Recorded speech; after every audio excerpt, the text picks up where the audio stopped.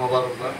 আলহামদুলিল্লাহ, এ পর্যায়ে আপনাদের সামনে সংক্ষিপ্ত মূল্যবান আলোচনা পেশ করছেন বাড়ামারা কোচিস্টান জামে মসজিদের খতিব মৌলানা আব্দুল কাদের জেহাদি সাহেবকে সংক্ষিপ্ত আলোচনা পেশ করার জন্য অনুরোধ করছি। আসসালামু আলাইকুম ওয়া রাহমাতুল্লাহি ওয়া বারাকাতুহু। আলহামদুলিল্লাহি রাব্বিল আলামিন, আসসালাতু ওয়াসসালামু আলা সাইয়্যিদিল মুরসালিন ওয়া আলা আলিহি ওয়া আসহাবিহি আজমাইন। মহান আল্লাহ পাক রব্বুল আলামিনের দরবারে লাখো কোটি শুকরিয়া জ্ঞাপন করি যে আল্লাহ সুবহানাহু ওয়া তাআলা আমাদেরকে সালাতুল ইশার নামাজের পরে রিয়াদুল জান্নাত প্রাইভেট মাদ্রাসায় সামিউল ইসলাম তাসিনের পাগড়ি পরা ও দোয়া অনুষ্ঠানে একত্রিত হওয়ার যে তৌফিক দান করেছেন, এই জন্য সেই মহান মনিবের দরবারে শুকরিয়া আদায় করি বলে আলহামদুলিল্লাহ। লাখো কোটি দরুদ ও সালাম জ্ঞাপন করি সেই নবীর প্রতি, যেই নবী এই পৃথিবীর মধ্যে দিন প্রতিষ্ঠা করতে গিয়ে হাজারো নির্যাতন নিপীড়ন সহ্য করেছে। অসংখ্য নির্যাতন নিপীড়নের মধ্য দিয়ে গোটা পৃথিবীর মানচিত্রে ইসলামী মূল্যবোধকে প্রতিষ্ঠিত করেছে। আমরা সেই নবীর প্রতি দরুদ ও সালাম পেশ করি বলি সাল্লাল্লাহু আলাইহি ওয়াসাল্লাম। মাগফিরাত কামনা করে সকল মধ্যে মুজাহিদদের জন্য, যারা পৃথিবীর বিভিন্ন প্রান্তে এই কোরআনের বাণী প্রচার করতে গিয়ে নির্যাতিত হয়েছেন, নিপীড়িত হয়েছেন, সর্বোপরি শাহাদাতের পেয়ালা পান করেছে। আল্লাহ তাবারক ওয়া তাআলা তিনাদেরকে শহীদের উচ্চ মাকাম দান করুন, সকলে বলেন আমিন। অসংখ্য উলামা হযরত এখানে একত্রিত হয়েছে, দল মত নির্বিশেষে। আমি মোবারকবাদ জানাই আমাদের রিপন ভাইকে, যিনি সর্বঘরানার বিভিন্ন আলেমদেরকে একত্রিত করে এই সমাজের কিছু ব্যক্তিদেরকে, মূল্যবান ব্যক্তিদেরকে ডেকে এনে সন্তানের মাথায় মুকুট পরিয়ে দেওয়ার জন্য, পাগড়িটা পরিধান করে দেওয়ার জন্য যে তিনি যে সুন্দর আয়োজন করেছে, যে স্বপ্ন তিনি তার সন্তানকে নিয়ে ছোট থেকে তিনি দেখতেন। আমি মাঝে মাঝে দেখতাম যে বাপ আর সন্তানের যে এত মিল। আমরা দেখেছি আজ আমাদের মধ্যে আমাদের সন্তানদের ভ্রাতৃত্ব বন্ধন নাই। আমার সন্তান কোথায় স্কুলে যাচ্ছে, কোথায় কি করছে, আমরা কতটুকু খোঁজ জানি না। কিন্তু আমি রিপন ভাইকে দেখেছি মসজিদে যায়, যেন দুইজন বন্ধু একত্রিত মসজিদের মধ্যে প্রবেশ করে, বাজারে যায়, একসাথে ঘোরাফেরা করে। এটা একটা আদর্শ বাবার, আদর্শ সন্তান। আমি মনে করি এটা একটা প্রতিফলন ঘটেছে।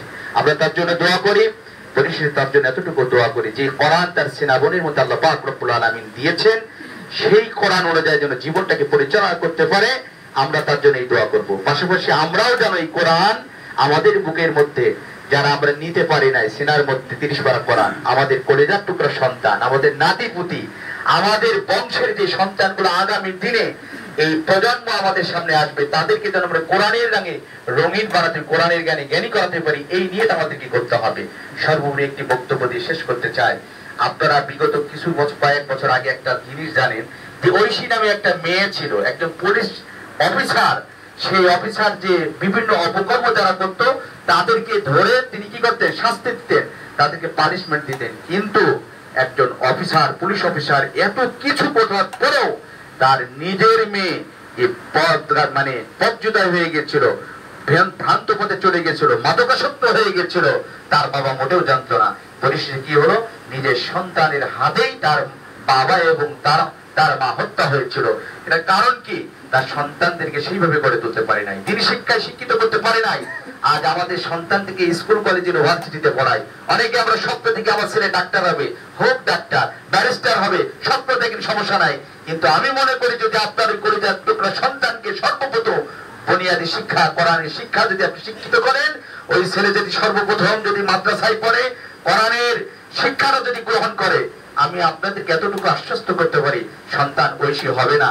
ওই সন্তান কখনো মদ খাবে না, ফেন্সিডিল খাবে না, ইয়াবা খাবে না, পিতা এবং মাতার চোখের সামনে চোখ রাঙিয়ে কথা বলবে না, এতটুকু আশ্বস্ত করতে পারি। তাই আসুন আমাদের কলিজার টুকরা সন্তানগুলোকে তিনি শিক্ষা শিক্ষিত করি। রিজিকের মালিক আল্লাহ। অনেকে বলে মাদ্রাসায় পড়লে ভাত হবে না। আরে ভাই, আমাদের এলাকায় একজন আলেম ছিলেন, সাবেক সংসদ সদস্য মরহুম মাওলানা হাবিবুর রহমান, বাংলাদেশ জামাত ইসলামের তিনি এমপি ছিলেন। তিনি একটা কথা বলতেন, তিনি বলতেন, বাবা হ্যাঁ, আমি যখন মাদ্রাসায় পড়তাম, আমার এলাকার লোক আমার বাবাকে বলতো, হাবিবুরের বাবা, তোমার সন্তান তুমি যে মাদ্রাসায় দিয়েছো, তোমার সন্তানের কারণে ও তো ভাত পাবে না। হাবিবুর একটা হাসি দিয়ে কথা বলতো, তাদেরকে, তার বাবার বন্ধুদেরকে বলতো, আজ আমার আব্বাকে আমি বলতাম, বড় যে আমার সন্তান ভাত হবে না, এই কথাটা যে বলতে আমার তোমাদের কথা আল্লাহ কবুল করেছে। আমার সন্তান প্রতিদিন পোড়োয়া, বিরিয়ানি, মুরগির রোস্ট, খাসির রোস্ট এই খাওয়ায়, খেয়ে শেষ করতে পারে না, তা ভাত খাবে কখন? আলহামদুলিল্লাহ, বাংলাদেশের আলেম ওলামাদের দিকে তাকিয়ে দেখেন, বেশি বেতন দেন না, কিন্তু তারা দেখবেন যেটা খায় হালাল খাবার খায় এবং বাংলাদেশের ভালো উন্নত মানের খাবারগুলো আল্লাহ তাদের রিজিকে তাদেরকে জোটাই দেয়। এই রিজিক দেয় কে বলেন? আপনারাই তো খান। রিজিক দেয় কে? আল্লাহ। খাওয়ানোর মালিক আল্লাহ। মাদ্রাসায় দেন, আল্লাহর উপর তাওয়াক্কুল করেন, সন্তানের রিজিক নিয়ে টেনশন করবেন না। ওই সন্তানের রিজিক যা আছে এই বাজেট আমিও করে নিতে পারবো না, আবার আপনি বাড়াতেও পারবেন না। পারবেন বলেন? তাই মাদ্রাসায় শিক্ষিত করতে হবে। সকলে সুস্বাস্থ্য কামনা করি। আর যেই সন্তানটা কোরআন বুকে ধারণ করেছে, আমি বলবো বাবা, অনেক হাফেজ সাহেব মাদ্রাসায় পড়ার পরে হাফেজ হওয়ার পরে মৌলানা পড়তে চায় না, কিতাবাদি পড়তে চায় না, কোরআন স্টাডি করতে শুধু হাফেজ হয়, সে মানে বড় হুজুর হয়ে গেছে। আমি রিপন ভাইকে বলবো, এখানে যারা আরো অভিভাবক আছেন তাদেরকে বলবো, সন্তান হাফেজ হওয়ার পরে ওই কোরআনের শব্দগুলো তার পাঠ টু পাঠ, তার অর্থ অনুধাবন বুঝে সুঝে যেন সে চলতে পারে, পড়তে পারে। সেই ইলম শিক্ষা করার জন্য যা দা মেহনত করা দরকার সেই চেষ্টা আপনাদের করে দিতে হবে। আল্লাহ আমাদের সকলকে তৌফিক দান করুন। আমি একটু সময় নিয়ে ফেলাম, ক্ষমা চাচ্ছি। আসসালামু আলাইকুম ওয়া রাহমাতুল্লাহ।